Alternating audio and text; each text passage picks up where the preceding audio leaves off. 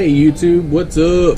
So today I'm going to show you guys how to depin and debox the fs-ia6b.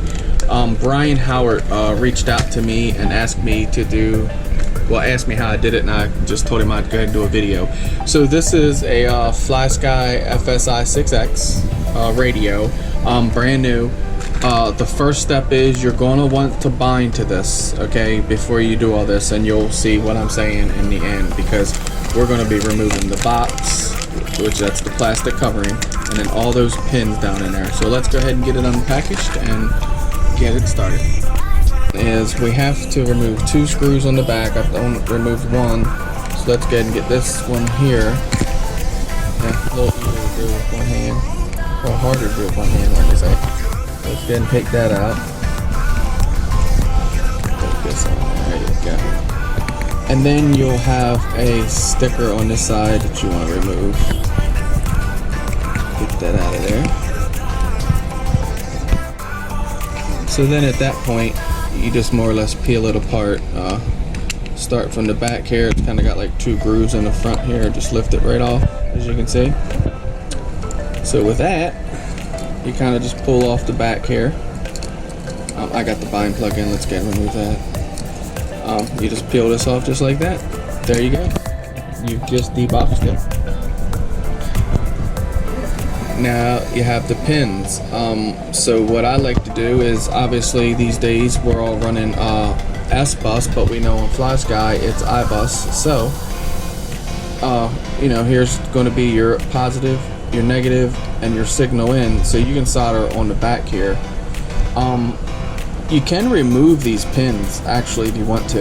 The bind, now for the binding, you're going to be using this one here, this one, and this one. So one thing to be careful of, this is an update button, so when you do this and if you press that button when you're headed out in the field, it's weird, but it takes a little bit of time for this thing to reset.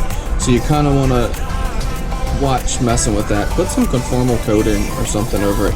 But I usually will just heat shrink over top of it, you know, completely, and that way it doesn't accidentally get pressed. And when you mount it in your quad, obviously you're going to put your zip tie down across there with pressing down, because you won't get a signal at that point. So let's go ahead and get on to this. I'll get set up and we'll go ahead and bind to it and solder. Well, we'll solder our wires to it, and I'll solder it to a quad, and we'll plug it in and we'll do the binding process and show you what it's all about. Okay, so I went ahead and soldered my wires on. Correction, in the video I did say positive, negative, and signal. So no, it's the ground, positive, and then your signal, obviously.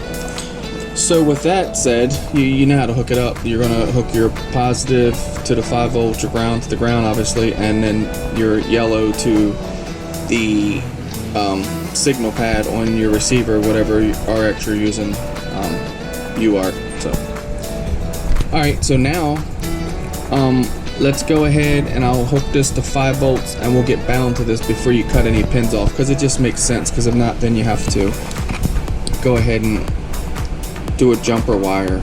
I mean, we could do the jumper wire, but I'll just make it easier for you guys because this comes with the receiver. Right, like so. And always refer to your box. You know, you always got this to go back to, you know, obviously.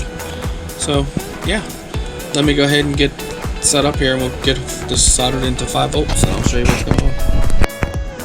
Okay, so at this point we already got our bind plug in. You see I'm soldered up here, 5 volts and ground. The signal pad doesn't matter. This is just my quad. I'm working on my Apex, but anyway, let's not get into that. So this is how we're going to bind it. This is how we're going to apply power. This is how I'm applying my power, because I'm not putting this in this quad. It's actually going in this one that I have to build, which is, where is it at? It's up there. The Acrobrat's another one of those. It's the clone. So okay, so let's go ahead and apply power to the quad, and that will power up our receiver. Okay, as you can see, we're flashing there.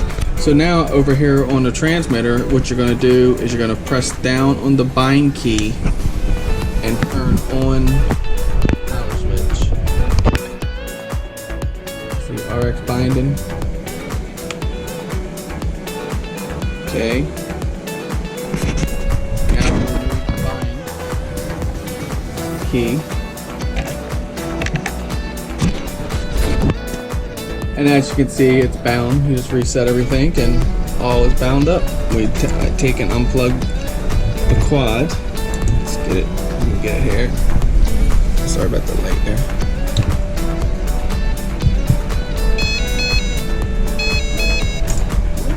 Hear that? So that's the buzzer letting you know, and now you don't see the RX in here. So, okay, now let me go and get it unsoldered here, and we'll get. Okay, so for depinning it, you get your pair of these side cutters, and you're just going to clip it. Let me see if I can probably do this on camera. I'm going to try to. You're just going to go at it, and remember, after you. So there it is. Cut all the pins off, nice and flush, and then we're going to take and heat this up with a hot air gun, and just take a glue stick and just push down in there, and just put a coat across there so nothing can short out, and make sure it's all, you know. All right, so this is what it should look like when you're done. I said much flatter because you get this here that's kind of deep, and it kind of a lot of open space in there. And then your antennas, sorry, the SD card had an error. So yeah, just set it up here and throw some heat shrink onto it, and you're good to go. Remember, when mounting, you're going to want to not put your zip tie in this area. You want to have it up to the front because you don't want to hit that update switch. There you go. Thank you guys for watching. MD95TSI signing out.